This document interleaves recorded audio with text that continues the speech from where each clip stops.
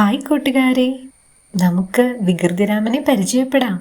Shri P Narendranath എന്ന മഹാനായ കഥാകൃത്തിൻ്റെ ആദ്യത്തെ ബാലസാഹിത്യ കൃതിയാണ് വികൃതിരാമൻ. ഇനി ഒട്ടും വൈകാതെ നമുക്ക് കഥയിലേക്ക് കടക്കാം. നന്നേ ചെറുപ്പത്തിലാണ് വികൃതിരാമൻ മനയ്ക്കലെത്തിയത്. അച്ഛൻ നമ്പൂതിരിയുടെ തോട്ടത്തിൽ ഒരു മരക്കൊമ്പിൽ അവനും അമ്മയും ഇരിക്കുകയായിരുന്നു. പെട്ടെന്നാണ് മനക്കിലെ പണിക്കാർ തോട്ടത്തിലേക്ക് വന്നത്.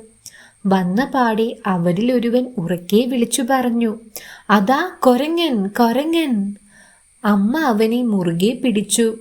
അവൻ അമ്മയുടെ വയറിനോട് ഒട്ടിയിരുന്നു. അമ്മ അടുത്ത മരക്കൊമ്പിലേക്ക് അവനെയും കൊണ്ടു ചാടി. ഠേ! പെട്ടെന്നാണ് ഒരു കല്ല് അമ്മയുടെ ദേഹത്തു വന്ന് വീണത്. കൈവിട്ടു. അമ്മയ്ക്ക് വല്ലാതെ വേദനിച്ചു കാണും. അവൻ മരക്കൊമ്പിൽ നിന്ന് താഴെ വീണു. കരഞ്ഞു, ദീനനായി കരഞ്ഞു. പക്ഷേ ഫലമുണ്ടായില്ല. അവർ അമ്മയെ ആട്ടി ഓടിച്ചു. പാവമമ്മ. അവനെ ഇടയ്ക്കിടെ പിന്തിരിഞ്ഞു നോക്കിക്കൊണ്ട് അമ്മ മരക്കൂട്ടങ്ങൾക്കുള്ളിൽ മറഞ്ഞു. പിന്നീട് അവൻ അമ്മയെ കണ്ടിട്ടേയില്ല. പണിക്കാർ അവനെയും എടുത്ത് മനക്കിലേക്ക് മടങ്ങി. അച്ഛൻ നമ്പൂതിരിക്ക് ബഹു സന്തോഷമായി. കാണാൻ നല്ല ചന്തമുള്ള ഒരു കുരങ്ങൻ കുട്ടി. നമുക്കിതിനെ വളർത്തണം. വാസുവിനും നീലാണ്ടനും കളിക്കാൻ കൂട്ടായില്ലോ. അച്ഛൻ നമ്പൂതിരിയാണത് പറഞ്ഞത്. അവൻ്റെ കഴുത്തിൽ മിനുസമുള്ള ഒരു ചരടു കെട്ടി കയ്യലിയിൽ ഒരു ഭാഗത്ത് ഒരു കുറ്റി തറച്ച് അവനെ കെട്ടിയിട്ടു. കുരങ്ങിനെ വളർത്തുന്നത് സ്ത്രീയല്ലെന്ന് ചിലർ അച്ഛൻ നമ്പൂതിരിയെ ഉപദേശിച്ചു അത്രേ. എങ്കിലും അദ്ദേഹം അത്ര കൂട്ടാക്കിയില്ല. ക്രമേണ പുതിയ പരിസരവുമായി അവൻ ഇണങ്ങി. അവന് അച്ഛൻ നമ്പൂതിരി പേരിട്ടു രാമൻ. പിന്നീടാണ് അത് വികൃതിരാമൻ എന്നായി മാറിയത്. ഇല്ലത്തെ ഉണ്ണികളായ വാസുദേവനെയും നീലാണ്ടനെയും മാന്തി കരയിപ്പിക്കും. ഒരിക്കൽ അച്ഛൻ നമ്പൂതിരിയുടെ കുടുംബ രാമൻ പിടിച്ചു വലിച്ചു. ഇല്ലത്തെ കാര്യസ്ഥൻ ഗോവിന്ദന്റെ മുണ്ടിനകത്ത് ഒരു ദിവസം രാമൻ കടന്നുകൂടി. കെട്ടിയിട്ടാൽ കയറൊക്കെ അവൻ എങ്ങനെയെങ്കിലും കടിച്ചു മുറിക്കും. അടുക്കളയിൽ പപ്പടം കാച്ചുന്ന വാസന കേട്ടാൽ രാമന് സഹിക്കില്ല. ആരും കാണാതെ അവൻ അടുക്കളയിലെത്തും. സൂത്രത്തിൽ ഒന്നെടുത്ത് പുറത്തേക്കോടും. പപ്പടം കാച്ചിക്കൊണ്ട് നിൽക്കുന്ന ഉണ്ണികളുടെ അമ്മ പെട്ടെന്നതു കാണും. അശ്രീകരം, ഒക്കെ അശുദ്ധാക്കി. അവർ ഉറക്കെ പറയും. വിവരം അച്ഛൻ നമ്പൂതിരിയുടെ കാതിലെത്തും. വടിയുമെടുത്ത് രാമന്റെ പിന്നാലെ അച്ഛൻ നമ്പൂതിരി ഓടിച്ചെല്ലാറുണ്ട്. രാമനെ പിടികിട്ടുമോ? അവൻ എവിടെയെങ്കിലും ഒളിച്ചിരിക്കുന്നുണ്ടാകും. കുറെ കഴിഞ്ഞ് പുറത്തു വരുമ്പോൾ അച്ഛൻ നമ്പൂതിരിയുടെ ദേഷ്യമൊക്കെ മാറിക്കാണും. വികൃതി, പടുവികൃതി, അദ്ദേഹം ശാസിക്കും. അങ്ങനെ രാമന് സ്ഥിരം പേര് വീണു, വികൃതിരാമൻ. വികൃതിരാമന്റെ വളർച്ച വളരെ പെട്ടെന്നായിരുന്നു. ഇല്ലത്തവന് പരമസുഖമാണ്. പാല്, പഴം, നെയ് കൂട്ടിക്കുഴച്ച ചോറ്, ആകപ്പാടെ ബഹുസുഖം. അവൻ തടിച്ചു കൊഴുത്തു. കയ്യിനും കാലിനും നല്ല ശക്തി. ഉണ്ണി നമ്പൂതിരിമാർക്ക് അവനെ വലിയ പേടിയാണ്. അവനെ ദ്രോഹിച്ചാൽ അവൻ പകരം വീട്ടും. ഒരിക്കൽ വികൃതിരാമൻ ഉച്ചയ്ക്ക് ഊണ് കഴിഞ്ഞ് ഒന്നു മയങ്ങുകയായിരുന്നു.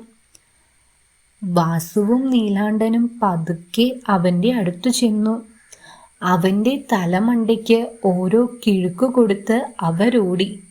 വികൃതിരാമന് വല്ലാതെ വേദനിച്ചു.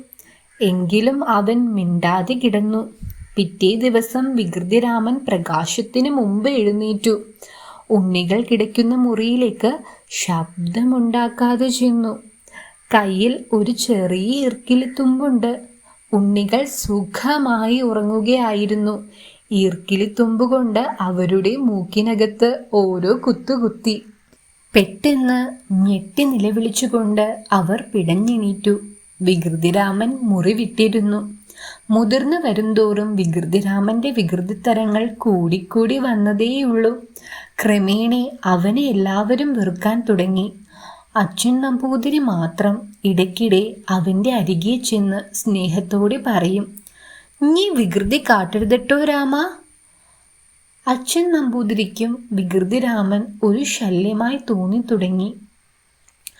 അവൻ്റെ വികൃതിത്തരങ്ങൾക്ക് ഒരു ശമനവുമില്ല. എന്തു ചെയ്യും? വികൃതിരാമനെ ആർക്കെങ്കിലും പിടിച്ചു കൊടുക്കാൻ നല്ലത്. ഉണ്ണികളുടെ അമ്മ അച്ഛൻ നമ്പൂതിരിയോട് അഭിപ്രായപ്പെട്ടു. പക്ഷേ വികൃതിരാമനെ ആര് കൊണ്ടുപോകും? ഇല്ലത്ത് ഇടയ്ക്കിടെ ഒരു മൂപ്പൻ വരാറുണ്ട്. മൂപ്പന് വികൃതിരാമനെ ബഹു ഇഷ്ടമാണ്. ഇനി മൂപ്പൻ വരുമ്പോൾ ചോദിക്കാം. അച്ഛൻ നമ്പൂതിരി ഉള്ളിൽ ഉറച്ചു. അങ്ങനെ ഇരിക്കുമ്പോൾ ഒരു ദിവസം മൂപ്പൻ വന്നു. വികൃതിരാമനെ വേണോ എന്ന് അച്ഛൻ നമ്പൂതിരി ചോദിക്കേണ്ട താമസമേ ഉണ്ടായുള്ളൂ. മൂപ്പൻ സമ്മതിച്ചു. ഓ, കാണേണ്ടതായിരുന്നു മൂപ്പൻ്റെ ഒരു സന്തോഷം. വികൃതിരാമന്റെ കഴുത്തിൽ കയറിട്ടു. അരയ്ക്ക് ചുറ്റും മറ്റൊരു കയറും. രണ്ടും കൂടി കൂട്ടിക്കെട്ടി. ഊരിപ്പോകാതിരിക്കാനാണത്രേ ആ വിദ്യ. വികൃതിരാമൻ ഒന്നും മനസ്സിലാവാതെ മിഴിച്ചു നിന്നു. അച്ഛൻ നമ്പൂതിരി കയറിൻ്റെ തുണ്ട് മൂപ്പൻ്റെ കയ്യിൽ കൊടുത്തു. അപ്പോഴേ വികൃതിരാമന് കാര്യം മനസ്സിലായുള്ളൂ. അവൻ കയറ് കടിച്ചു മുറിക്കാൻ ശ്രമിച്ചു. ഫലിച്ചില്ല. പെട്ടെന്ന് ഫലിക്കാൻ വിഷമമാണ്. നല്ല വണ്ണമുള്ള കയറല്ലേ? അവൻ മൂപ്പൻ്റെ നേരെ തിരിഞ്ഞു. മൂപ്പൻ്റെ കയ്യിൽ അസലൊരു വടിയുണ്ടായിരുന്നു.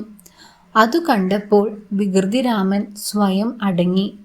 താൻ നിസ്സഹായനാണെന്ന് അപ്പോഴാണ് അവന് തികച്ചും ബോധ്യമായത്. രക്ഷിക്കണേ, എന്നെ പറഞ്ഞയക്കരുതേ എന്നു യാചിക്കും വിധത്തിൽ അവൻ അച്ഛൻ നമ്പൂതിരിയുടെ മുഖത്തേക്ക് നോക്കി. അവൻ്റെ കണ്ണുകൾ നിറഞ്ഞു. മൂപ്പൻ കയറും പിടിച്ചുകൊണ്ട് നടന്നു. തിരിഞ്ഞു നോക്കിക്കൊണ്ട് മൂപ്പൻ്റെ പിന്നാലെ വികൃതിരാമനും. ഇത്രയും കാലം മനയ്ക്കൽ അവൻ ജീവിച്ചു. ഇനി ഒരിക്കലും അവന് തിരികെ വരാൻ സാധിക്കുകയില്ലേ? കഥ ഇഷ്ടമായ കൂട്ടുകാരെ, ഭാഗം 1 ഇവിടെ അവസാനിച്ചു. വികൃതിരാമന്റെ തുടർ കഥകൾക്കായി കാത്തിരിക്കുക.